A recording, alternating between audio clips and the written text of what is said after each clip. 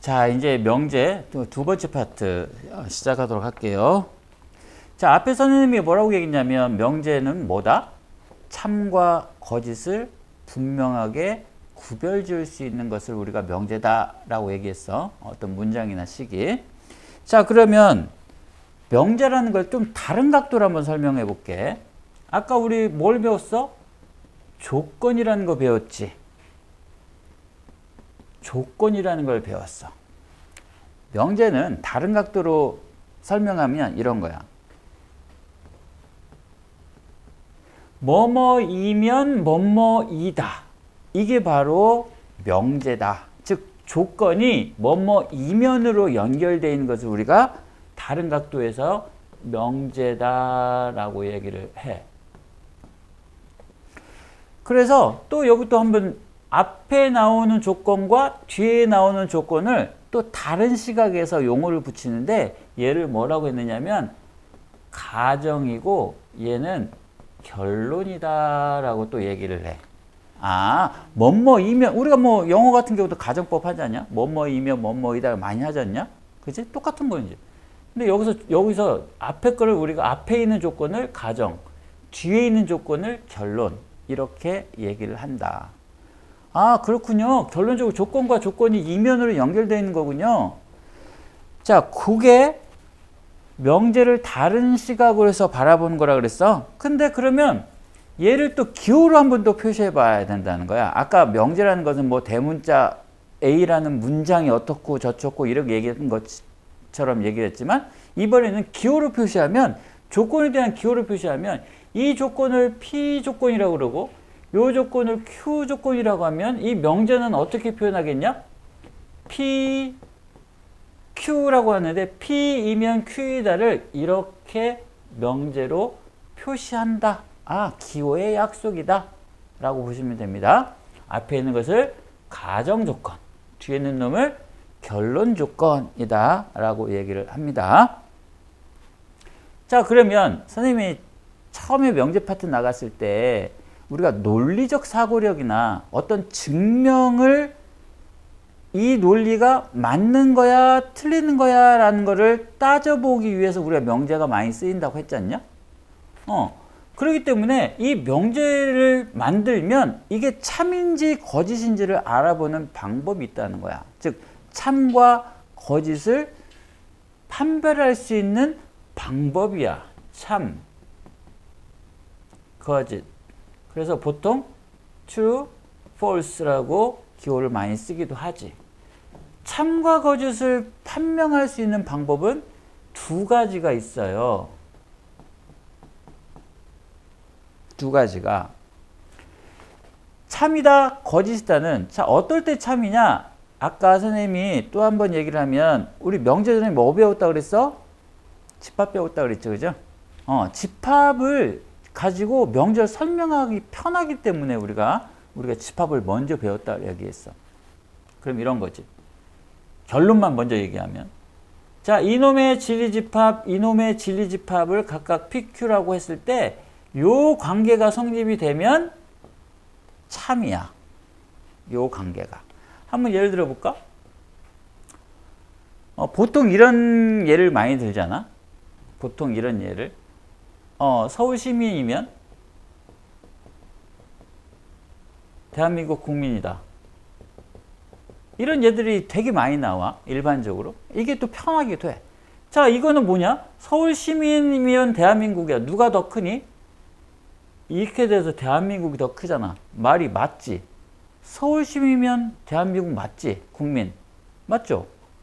자, 거꾸로 가볼게요, 그러면. 대한국민이면 서울 시민입니까?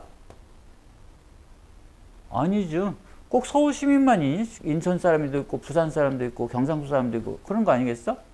이거는 포함관계가 성립이 되지 않잖아. 즉, 이 말이 맞지가 않잖아.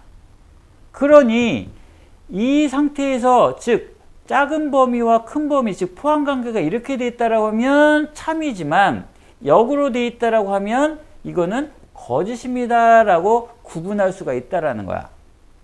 그렇군요. 포함관계로 따지면 우리가 참거짓을 구분할 수 있겠군요 라는 거야. 또 하나의 방법은 발레라고 들어봤니? 발레? 이거 수학에서 엄청나게 많이 쓴다. 근데 엄청나게 많이 쓰는데 잘 못 찾아. 특히나가 함수 파트 들어갈 때 발레를 가지고서 그건 틀렸는데 라고 하는 거를 우리 많이 찾거든. 근데 그 발레 찾기가 힘들어. 그렇지만 참인지 거짓인지를 구분할 수 있는 방법 중에 또 이것만큼 명확한 게 없어요. 이것만큼 명확한 게 없어. 예를 들어서 하나 볼까 그러면 x 더하기 y가 짝수이면 x 또는 y가 짝수다. 자, 이거는 이 관계로도 해석할 수가 있고 이 관계로 해석할 수도 있어. 그렇겠죠? 왜 그냥? 자, 첫 번째 관계를 가지고서 해석을 한다 그러면 이런 거지. 이놈이 짝수려면 짝수 더하기 짝수, 홀수 더하기 홀수면 짝수잖아. 그렇지만 얘는 x 또는 y, x 그리고 y는 짝수다. 이렇게 만약에 예를 들었다 그러면 얘는 이 중에 요것만 얘기한 거잖아. 그러니까 포함관계가 이렇게 돼 있잖아. 그치? 그러니까 얘는 참이 아닙니다 라고 얘기할 수 있지. 두 번째 발레를 한번 찾아보면 그거요. 1 더하기 1은 짝수잖아요. 근데 1은 홀수잖아요. 발레가 되겠죠. 그죠? 그래서 발레를 가지고서 참거짓을 판단하는 방법이 있고 포함관계를 가지고서 참거짓을 판단하는 방법이 두 가지로 있더라. 그렇게 이해하시면 되고요. 자, 그러면 우리가 또 참이네 거짓이네를 지금 true, false라고 좀 얘기를 했는데 그거 말고요.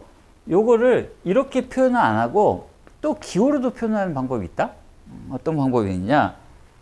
요거야. P이면 Q이다가 참이다라고 하는 표현 방법을 여기다가 true 이렇게 표시 안 하고 기호만 가지고 이거 참인 명제야 라고 하는 거를 표시할 수 있는 기호가 하나가 있어. 어떤 기호냐? 두 가지 방법이 있다. 요렇게 두 줄로 가는 화살표를 만들거나 아니면 동그라미를 쳐서 P면 Q이다가 맞아요 라고 표현하는 이 두 가지 방법이 있어. 이 두 가지 방법이 왜 또 니네도 구분을 잘해야 되냐면 문제를 읽을 때 말이다. 이렇게 되어 있는지 이렇게 되어 있는지를 구분을 해줘야지 아무 생각 없이 같은 거 아니야? 무심코. 아니잖아. 얘는 P면 Q다라고 하는 단순하게 명제라는 것만 얘기가 되어 있는 거지만 얘는 뭐야? 그 명제가 맞아요 라고 하는 얘기까지도 포함되어 있는 얘기잖아. 그러니까 어떻게? 두 개를 반드시 구분해야 되는데 그냥 애들이 아무 신경을 안 써요. 그래서 왕왕 문제가 틀려. 문제를 잘 읽어야 돼. 조건 자체는 너네들한테 심플하게 줄 수도 있고 복잡하게 줄 수도 있어. 기호가 뭐야? 심플하게 주고 싶은 거잖아. 이 명제가 맞아요 란 말 대신에 이 기호 쓰면 한 줄로 끝나잖아. 몇 자 안 쓰면서. 그 기호의 장점을 최대한 살려서 문제를 많이 표현을 하니까 우리는 기호하고 친해야 된다. 기호랑 친해야 우리는 수학을 잘한다. 선생님하고 친해야 수학 잘하지. 하고 싶지. 근데 선생님 안 친하면 에이, 그 수업 듣기도 싫잖아. 하기 싫잖아. 그러니까 니네들 좀 선생님 다 좋아하니까 니네 수학 잘하는 거야. 알겠지? 자, 기호를 한번 더 살펴봤었어. 자, 그 다음에 이제 어떤 거가 하나가 더 나오냐면 말에 모든이란 말이 하나가 또 나온다. 모든 또는 어떤 이라고 하는 이 표현들이 이제 나와. 무슨 얘기냐? 하나 예를 들어 볼게. 모든 실수 x에 대하여 x 절대값이 0보다 크다. 자, 이거 명제야. 이거. 자, 명제의 참거짓을 우리가 한번 따져보도록 하자. 이게 무슨 얘기냐? 여기까지가 조건이야. 여기가 결론이야. 그지? 그러면 조건하고 결론하고 있다라고 하면 어떤 관계가 돼야 된다 그랬어? 이런 관계가 돼야지 참이다라고 얘기했잖아. 또는 다른 하나의 방법은 발레를 갖고 참것을 따지는 방법이 있다라고 그랬지. 그죠? 그렇다고 치면 이 말은 맞느냐? 포함관계가 이게 더 이놈의 진리집합이 이놈의 진리집합보다 적니? 누가 커? 얘는 모든 애니까 얘는 전체고 얘는 또 어떤 특징이 있어? 여기 이퀄이 없잖아. 이퀄이 즉 x 이퀄 0이 아닌 모든 실수겠지. 이 말하고 똑같은 말을 말로 표현하면 그지? 포함관계가 어떻게 돼? 이렇게 돼 있잖아. 여긴 모든 거고. 그러니까는 어떻게 돼? 거짓이네요 라고 얘기를 한다는 거지. 같은 거를 자, 어떤 x에 대해서 요거를 x의 제곱이 0이다. 자, 요거는 맞는 말이니 틀린 말이니? 맞는 말이야 틀린 말이야? 봐봐. 어떤은 뭐겠냐? 야, 모든 all이야. all.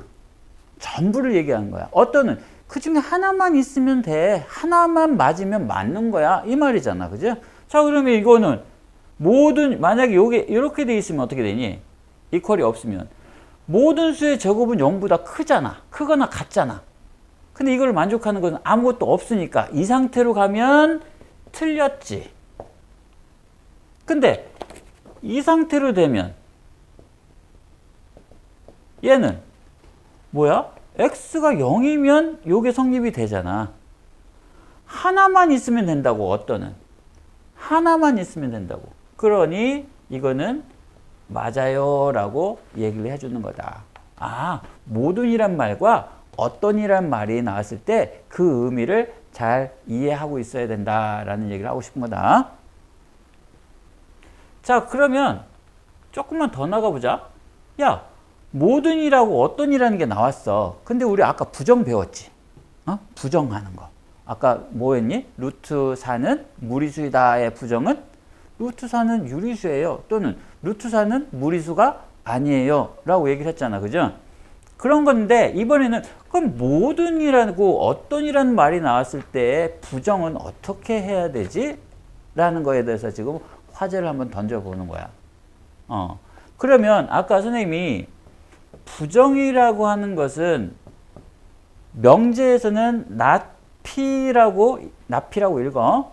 기본 이렇게 쓰고 집합에서는 일정 부분 P의 여집합이라고 하는 그런 개념하고 같다라 그랬어. 그죠? 그죠? 이게 조건 하나였잖아. P이고 Q이다에 얘는 뭐겠니? 얘는 마찬가지로 P 교집합 Q의 컴플리먼트, 즉 여집합하고 똑같다라고 이해를 하시면 돼요. 그래서 집합하고 명제하고는 거기서 상호 호환해 가면서 잘 이용해 갖고 문제를 푼다는 거야. 그럼 또 하나만 더 가보자. 납 P에 또 낫을 하면 뭐야? 우리 흔히 말하는 이중부정이라고 그러지? 이중부정이라고 그러잖아. 이중부정은 뭐라 그래? 긍정이라고 배우잖아. 그죠? 그러면 얘는 낫낫에 자기 자신이 되는 거. 이걸 집합으로 설명하면 P의 컴플리먼트의 컴플리먼트, 즉 P의 여집합의 여집합이잖아. 이거 드모르강 법칙에서 배웠지. 그죠? 그러니까 자기 자신이 됩니다. 즉 집합으로 이해해도 되고요. 명제로 이해해도 되는데 잘 헷갈리면 집합의 개념으로 이해하시면 쉽게 이해할 수가 있다라는 얘기를 선생님이 하고 싶은 거야. 자, 그래서 이놈에 대한 부정을 한번 해보겠다는 거야. 이놈에 대한 부정. 그 얘기인즉슨 부정을 하면 모든은 어떤으로, 어떤은 모든으로만 바꿔주면 이 앞부분에 대한 부정이 되는 거고, 그렇지 않겠냐? 논리적으로.